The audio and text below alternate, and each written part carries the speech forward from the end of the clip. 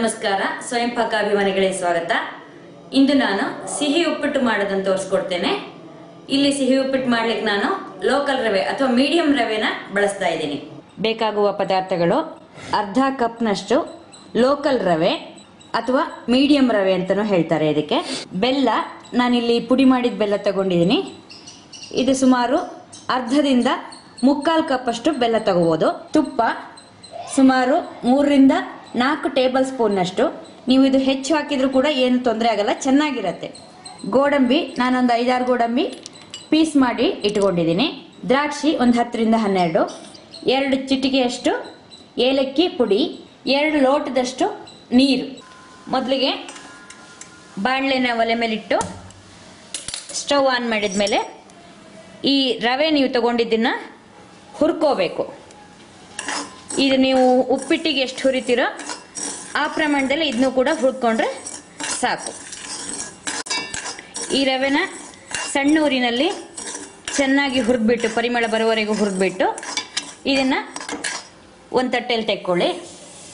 ಬಾಳೆನ ಹಾಗೆ ಒಲೆ ಮೇಲೆ ಇಟ್ಟು ಪೂರ್ತಿ ನೀರನ್ನು ಹಾಕಿ ಅದನ್ನ ಚೆನ್ನಾಗಿ ಕುದಿಯಲು ಬಿಡಿ. ಈಗ ನೀರು ಚೆನ್ನಾಗಿ ಕುದೀತಾ ಇದೆ. ಈ ಕುದಿತಿರೋ ನೀರಿಗೆ ರವೆ ಹುರಿದಿಟ್ಟುಕೊಂಡಿದ್ದನ್ನ ನಿಧಾನವಾಗಿ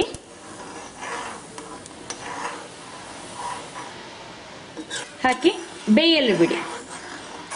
ಮಧ್ಯದಲ್ಲಿ ಸ್ವಲ್ಪ ಕೈ ಆಡ್ತಾ ಇರಿ. ಇಂದ ಮೇಲೆ ನೀವು ಅದಕ್ಕೆ ಬೆಲ್ಲ ಹಾಕಬೇಕು. ರವೆ ಚೆನ್ನಾಗಿ ಬಂದಿದೆ. ಈಗ ಬೆಲ್ಲ ಹಾಕೋಣ. ನಾನಿಲ್ಲಿ ಶುದ್ಧವಾಗಿರುವಂತಹ ಪುಡಿ ಮಾಡಿದ ಬೆಲ್ಲ ತಗೊಂಡಿದ್ದೀನಿ. ಆದ್ರಿಂದ ನಾನು ಇದನ್ನ ಸೋಸಿ ಏನು ಹಾಕ್ತಾ ಇಲ್ಲ, ಹಾಗೆ ಹಾಕ್ತಾ ಇದ್ದೀನಿ. ಅಷ್ಟು ಬೆಲ್ಲ ಹಾಕಿ ನಿಧಾನವಾಗಿ ಕೈಯಾಡಿ. ಈ ಸಿಹಿ ಉಪ್ಪಿಟ್ಟಿಗೆ ನೀವು ರವೆ ತಗೊಳ್ಬೇಕಾದ್ರೆ ಲೋಕಲ್ ರವೆ ಅಂತ ಸಿಗುತ್ತಲ್ಲ, ಅದನ್ನು ತಗೋಬೇಕು.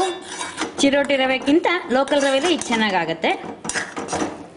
ಇದನ್ನ ಮಧ್ಯ ಕೈಯಾಡ್ತಾ ಸ್ವಲ್ಪ ತುಪ್ಪ ಹಾಕ್ಕೊಳ್ಳಿ. ಹಾಗೆ ನಿಧಾನವಾಗಿ ಕೈಯಾಡಿ. ನೀವು ಬೆಲ್ಲ ಹಾಕಿದ ಮೇಲೆ ಚೆನ್ನಾಗಿ ಒಂದು 5-6 ನಿಮಿಷ ಅದನ್ನು ಹುರಿಯಿರಿ. ಈ ಉಳಿದಿದ್ದ ತುಪ್ಪವನ್ನು ಕೂಡ ಅದಕ್ಕೆ ಹಾಕಿಬಿಟ್ಟು ಒಂದು 5 ನಿಮಿಷ ಕೈಯಾಡಿಬಿಟ್ಟು ಆಮೇಲೆ ಆಫ್ ಮಾಡು. ಇದನ್ನು ಚೆನ್ನಾಗಿ ನೀವು ಹೀಗೆ ಫ್ರೈ ಮಾಡಿದರೆ ಅದರ ಟೇಸ್ಟ್ ಇನ್ನೂ ಹೆಚ್ಚುತ್ತೆ. ಚೆನ್ನಾಗಿ ಹುರಿದ ಮೇಲೆ ಏಲಕ್ಕಿ ಪುಡಿ ಹಾಕಿ, ಎಲ್ಲ ಕಡೆ ಏಲಕ್ಕಿ ಪುಡಿ ಸ್ಪ್ರೆಡ್ ಆದಮೇಲೆ ಕೈ ಆಡಿಬಿಟ್ಟು ಸ್ಟವ್ ಆಫ್ ಮಾಡಿ. ಒಂದು ಒಗ್ಗರಣೆ ಸೌಟ್ ತಗೊಂಡು ಅದನ್ನು ಬಿಸಿ ಮಾಡಲಿಡಿ. ಅದಕ್ಕೆ 2 ಟೀ ಸ್ಪೂನ್ನಷ್ಟು ತುಪ್ಪ ಹಾಕಿ, ತುಪ್ಪ ಚೆನ್ನಾಗಿ ಕಾದ್ಮೇಲೆ ಅದಕ್ಕೆ ಗೋಡಂಬಿ ಹಾಕಿ ಸಣ್ಣೂರಿನಲ್ಲೇ ಇಟ್ಕೊಳ್ಳಿ. ಹಾಗೆ ದ್ರಾಕ್ಷಿನೂ ಹಾಕಿ, ದ್ರಾಕ್ಷಿ ದಪ್ಪಗಾಗುವವರೆಗೆ ಅದನ್ನು ಕೈಯಾಡಿ ಸ್ಟವ್ ಆಫ್ ಮಾಡಿ. ಅದಕ್ಕೆ ನೀವು ಹುರಿದಿಟ್ಟ ಗೋಡಂಬಿನೂ ಕೂಡ ಹಾಕಿ ಒಂದ್ಸಲ ಕೈಯಾಡ್ಬಿಡಿ. ಅದಾದಮೇಲೆ ನೀವು ಅದನ್ನು ಸರ್ವಿಂಗ್ ಬೌಲಿಗೆ ತೆಗೆದುಬಿಟ್ರೆ ಸಿಹಿ ರವೆ ಉಪ್ಪಿಟ್ಟು ರೆಡಿಯಾಗ. ಈಗ ನೋಡಿದ್ರಲ್ವಾ ಲೋಕಲ್ ರವೆಯಿಂದ ಸಿಹಿ ಉಪ್ಪಿಟ್ಟು ಹೇಗೆ ಮಾಡೋದು ಅಂತ ಹೇಳಿ. ಇದನ್ನು ನೀವು ನಿಮ್ಮ ಮನೆಯಲ್ಲೂ ಕೂಡ ಮಾಡಿಬಿಟ್ಟು ನಿಮ್ಮ ಅಭಿಪ್ರಾಯವನ್ನು ನಮಗೆ ತಿಳಿಸಿ.